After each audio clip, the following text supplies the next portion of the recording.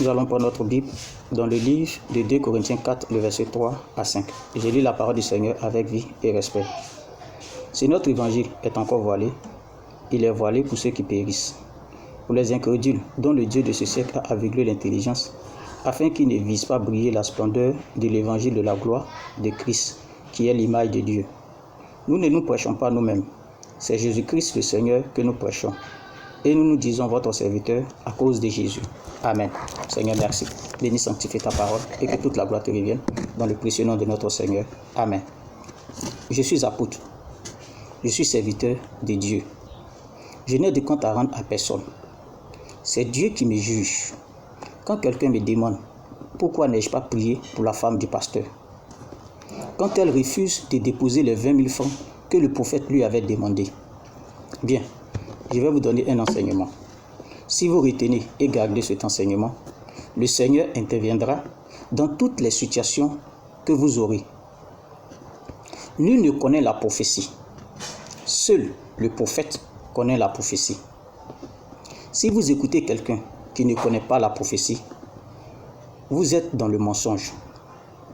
Nous savons tous que Dieu n'agit pas dans le mensonge. Si vous écoutez le véritable prophète, alors vous êtes dans la vérité. Alors Dieu agira. Jean 8, le verset 32. On ne va pas vers le prophète les mains vides. Exode 23, le verset 15. Élisée dit à Naaman de se jeter dans le Jourdain pour qu'il soit guéri. Quand Naaman est le grand général et qui ne voulut pas écouter Élisée le prophète, Élisée ne lui proposa pas d'autre solution. Au contraire, il s'en fout. C'est ça la prophétie. Moïse fixe le serpent des reins pour que quiconque le regarde guérisse. Si quelqu'un est incrédule, qu'il refuse de regarder, il mourra. C'est ça la prophétie. Élie dit à la veuve de Sarepta, « Prépare-moi ce qu'il te reste comme nourriture pour que je mange. » La veuve sait que c'est tout ce qui lui reste, mais elle obéit au prophète. La nourriture n'a jamais manqué chez la veuve parce qu'elle a obéi au prophète. C'est ça la prophétie.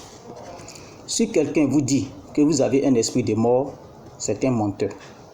Seul le prophète a le pouvoir de savoir si quelqu'un a un esprit de mort parce qu'il a le pouvoir de le chasser. Si le prophète vous dit que vous avez un esprit de mort et que vous allez chez un pasteur, quelle que soit l'onction qu'il dégage, il ne pourra pas chasser. Vous mourrez. C'est ce qui s'est passé pour la femme du pasteur. C'est avec une conscience libre que je vous parle en si peu de mots. Moi, apôtre, né apôtre, apôtre, acceptant la souffrance pour Christ, jusqu'à ce niveau que vous voyez dans mes vidéos. Comment suis-je? Qui êtes-vous allé voir dans le désert? Dit le Seigneur.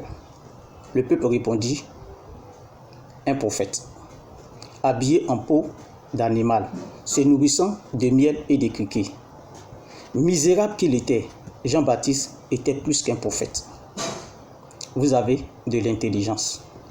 Apôtre Paul Poissy, du ministère de l'Apôtre des Nations pour le Royaume des Cieux, situé à Daloa, précisément, Bonoufla, mes contacts 05 54 05 50 34 ou encore le 07 57 33 11 03.